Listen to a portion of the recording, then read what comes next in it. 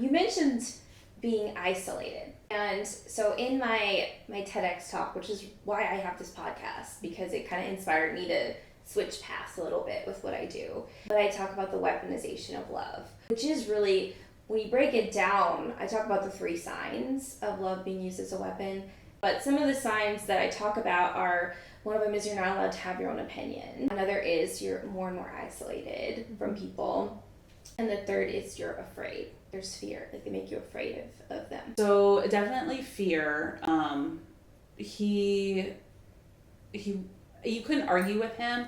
And I, like, even to this day, it's still really hard for me when I get in an argument with someone or someone's like at you, and he would just flip my words all the time. And so it was just fear, like, you just couldn't talk because I didn't trust him to not take everything and flip it and then make it my fault. So for me, if I get in a conflict now with anyone, I have to like stop and then I have to write everything all down, because then I have to, because I feel like I have to protect myself, because he had made me so fearful of being able to even speak.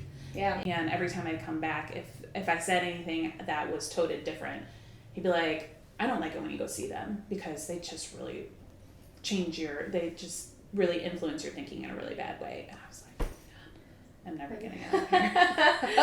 It's exhausting, though. And I think, like, people like that, that's how they win, is it's too exhausting to fight with them. So you're like, okay, that's fine if you want to have that. But before you know it, you just don't even have an opinion. And then I know for me, what was hard is, like, figuring out what I actually like and what I actually want to do and who I actually am, because I was so used to being dominated in every way that it's like the simple things, like, what do I want my hair to look like?